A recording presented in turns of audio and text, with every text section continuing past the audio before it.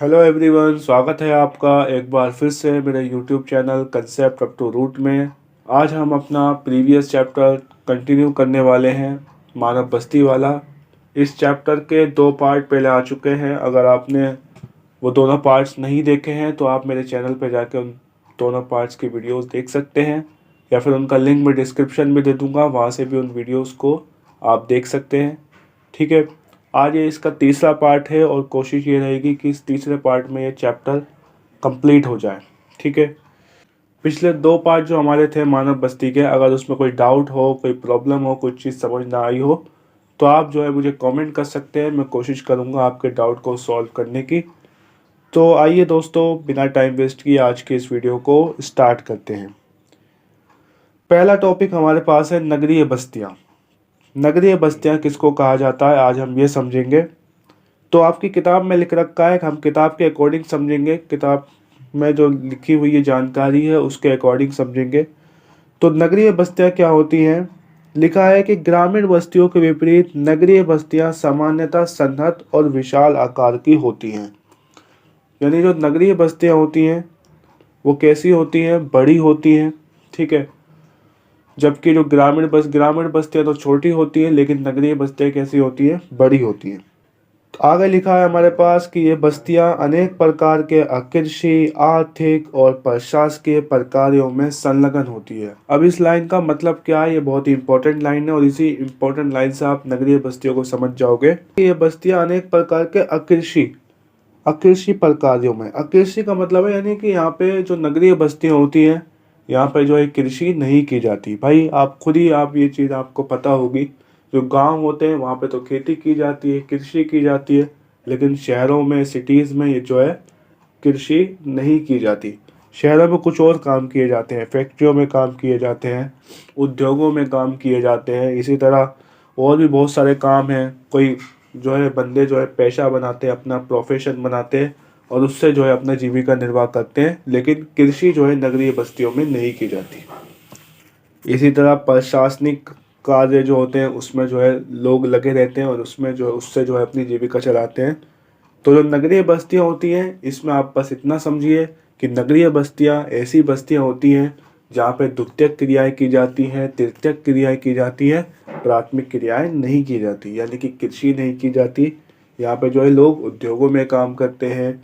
ठीक है, कोई पेशा चुनते हैं, उस पेशे से जो है अपनी जीविका का निर्वाह करते हैं। ठीक है, लेकिन यहाँ पे कृषि नहीं की जाती। इसके अलावा प्रशासनिक कार्यों में लोग लगे रहते हैं। ठीक है, तो नगरीय बस्तियां इसको कहा जाता है। क्लियर है बात? I hope it is clear.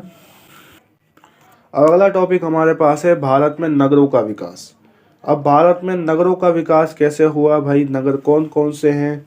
कौन से प्राचीन नगर हैं, कौन से मध्यकालीन नगर हैं, कौन से आधुनिक नगर हैं? अब हम ये चीज़ें हम पढ़ेंगे। अब तो लिखा है यहाँ पे कि जो नगर नगर हैं, भारत में नगरों का अभ्युदय प्रागैतिहासिक काल से हुआ है।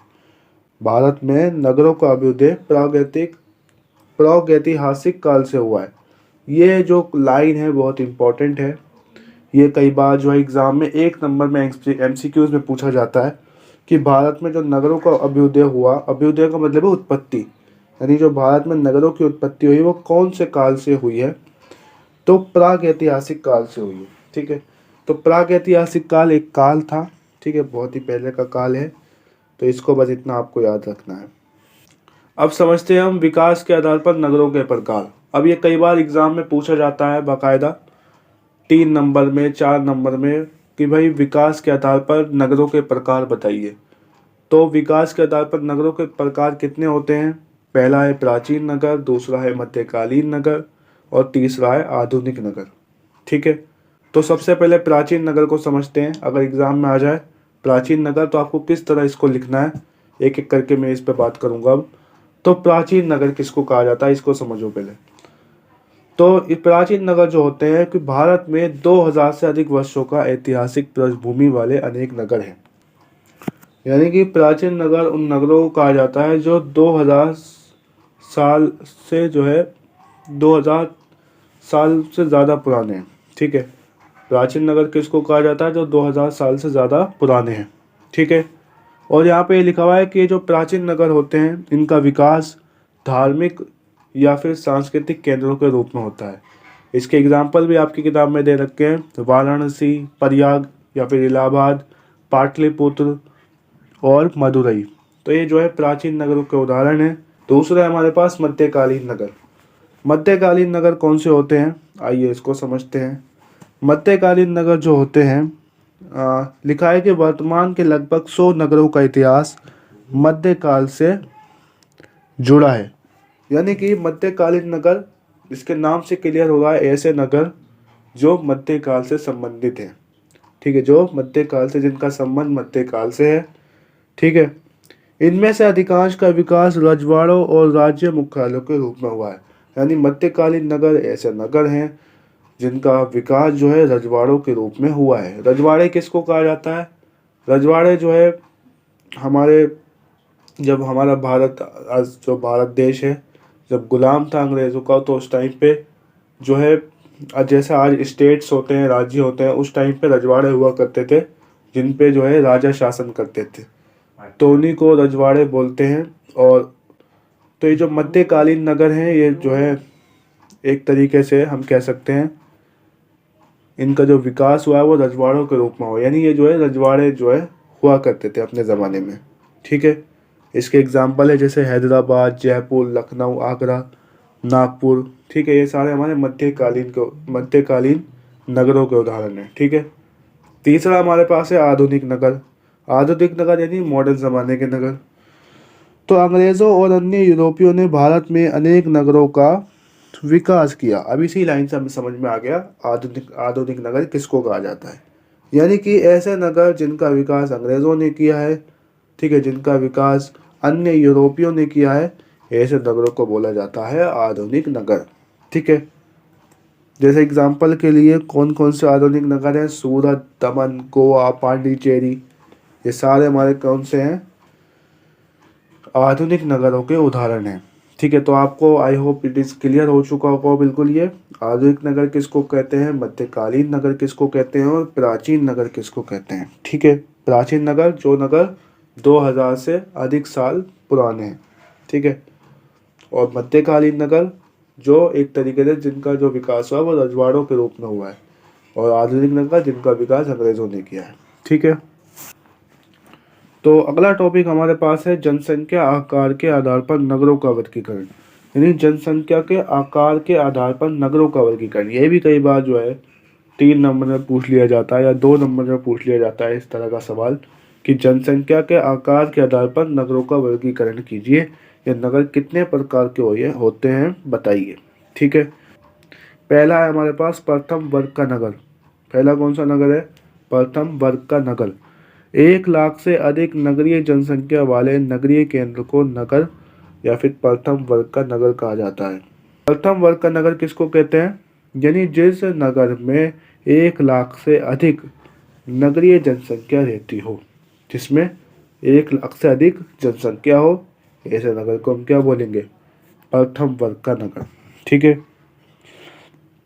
10 लाख से 50 लाख की जनसंख्या वाले नगरों को महानगर कहते हैं। अब देखिए, जिन नगरों की जनसंख्या 10 लाख से 50 लाख हो, ठीक है, जिन नगरों की जनसंख्या 10 लाख से 50 लाख के बीच में हो, ऐसे नगरों को हम क्या बोलते हैं? महानगर, मेगा सिटीज़। ठीक है, अब तीसरा है मेगा नगर। मेगा नगर कौन सा होता है? 50 लाख से अधिक जनसंख्या वाले नगरों को हम कहते हैं मेगा नगर।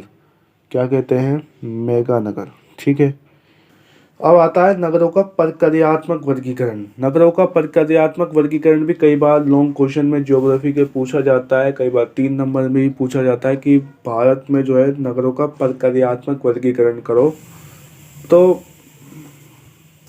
प्रक्रियात्मक वर्गीकरण का मतलब क्या है? प्रक्रियात्मक वर्गीकरण का मतलब यह है कि कौन कौन से, मतलब जो नगर हैं उन्होंने कौन से कार्यों में विशिष्टता प्राप्त कर रखी है। ठीक है, इसका मतलब यह है कि अक्सर ऐसा होता है ना कि कोई भी एक शहर होता है वो किसी खास काम में निपुण होता है, किसी खास काम में एक्सपर्ट होता है। जैसे इसका एग्जांपल मैं बहुत अच्छी तरह आपको देता हूँ। जैसे आपके अरब कंट्रीज़ हैं, ठीक है, अरब कंट्रीज़ किस चीज़ में एक्सपर्ट है? तेल के मामले में एक्सपर्ट है। ठीक है, तेल के मामले में एक्सपर्ट है, तेल सबसे ज़्यादा उनके पास है, वो तेलों का जो है निर्यात करते हैं, एक्सपोर्ट करते हैं। इसी तरह और भी बहुत सारे देश हैं जो अपने किसी और चीज़ में निपुण हैं, किसी और चीज़ में एक्सपर्ट है। जैसे भारत है, भारत जो है कृषि में एक्सपर्ट है, ठीक है, भारत कृषि में एक्सपर्ट है। तो इसी तरह जो सिटीज़ होती हैं, उस सिटीज़ में कुछ ना कुछ जो है एक तरीके से कुछ ना कुछ क्वालिटी होती है, वो किसी न किसी काम में निपुण होती है, तो किसी न किसी कार्य में निपुण होती है। तो उसी के आधार पर वर्गीकरण करा है। जैसे पहला है प्रशासन शहर और नगर, या प्रशासन नगर हम कह सकते हैं। तो प्रशासन नगर कैसे नगर होंगे? ऐसे नगर जो प्रशासन में निपुण हैं, प्रशासन में एक्सपर्ट हैं, ठीक है।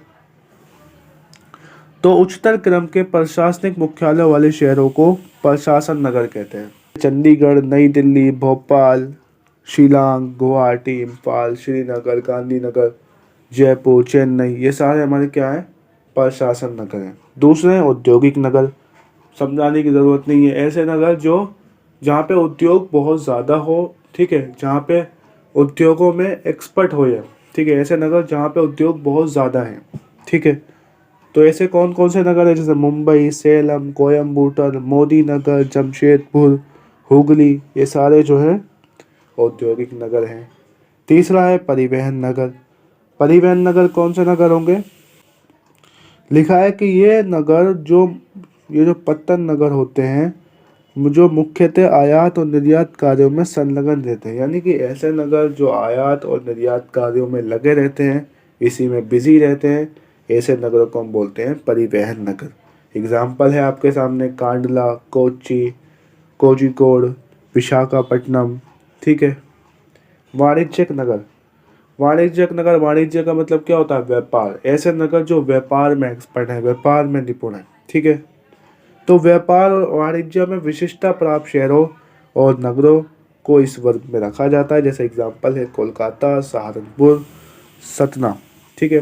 खनन नगर, ये नगर खनिज समृद्ध क्षेत्रों में विकसित हुए हैं, यानी ऐसे नगर जो खनिज में विशिष्टता प्राप्त जिन्होंने खनिज में विशिष्टता प्राप्त की है, ऐसे नगरों को बोलते हैं खनन नगर। जैसे दिग्बोई, अंकलेश्वर, सिंगरौली, झरिया, ठीक है, रानीगंज, ये हमारे क्या है? खनन नगर है। इसी तरह छावनी नगर। छावनी नगर कौन से होते हैं? इन नगरों का उदय गैरिसन नगरों के रूप में होता है, गैरिसन नगरों के रूप में होता है। अम्बाला, जालंधर, महू, बबीना, उधमपुर, ये सारे हमारे छावनी या फिर गैरिसन नगर हैं। धार्मिक और सांस्कृतिक नगर, ऐसे नगर जहाँ पे धार्मिक क्रियाएं ज़्यादा की जाती हैं, जहाँ पे मंदिर ज़्यादा है, जहाँ पे एक तरीके से धार्मिक कृत्य ज़्यादा होते हैं, ठीक है। तो धार्मिक नगर, सांस्कृतिक नगर कौन से हैं? वाराणसी, मथुरा, अमृतसर, मदुरै, पुरी, अजमेर, ठीक है, हरिद्वार, उज्जैन, ये सारे हमारे धार्मिक नगर हैं।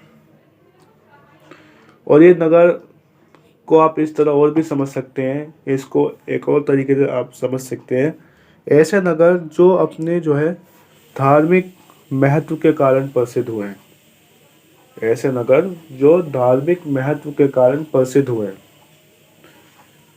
उन्हें बोलते हैं धार्मिक या सांस्कृतिक नगर, ठीक है। एक और है शैक्षिक नगर है हमारे पास। ऐसे नगर जहाँ पे यूनिवर्सिटीज ज़्यादा है, ठीक है, जहाँ पे शिक्षा का लेवल अच्छा है, ठीक है, उसे हम बोलते हैं शैक्षिक नगर। जैसे लिखा हुआ है कि मुख्य परिषद नगर में कुछ नगर शिक्षा केंद्रों के रूप में विकसित हुए हैं, जैसे रुड़की, वाराणसी, अलीगढ़, ठीक है, ये सारे हमारे इलाहाबाद है, ये हमारे शैक्षिक नगर में आते हैं। अगले हमारे पास है पैटर्न नगर। अब ये तो समझाने की ज़रूरत है ही नहीं, पैटर्न नगर कौन से नगर है? ऐसे नगर जहाँ पे लोग घूमने आते हैं, ठीक है, जहाँ पे लोग पिकनिक मनाने आते हैं। तो पैटर्न नगर में हमारे हैं नैनीताल, मसूरी, शिमला, जैसलमेर, ठीक है, ये सारे हमारे पैटर्न नगर हैं। और अब यहाँ पे एक और मैं आपको बात बता दूँ, ये जो नगर होते हैं, एक नगर मान लीजिए इलाहाबाद है, ठीक है, तो एक नगर जो है वो ऐसा नहीं है, अगर इलाहाबाद हमारा जो है धार्मिक नगर है या फिर शैक्षिक नगर है, तो वो पैटर्न नगर नहीं हो सकता, ठीक है। वो पर्यटन नगर भी हो सकता है, वो शैक्षिक नगर भी हो सकता है। यानी एक ही नगर कई सारे जो है कैटेगरी के हो सकते हैं। ठीक है भाई, इलाहाबाद जो है पर्यटन नगर भी हो सकता है, शैक्षिक नगर भी हो सकता है, वो हमारा धार्मिक नगर भी हो सकता है।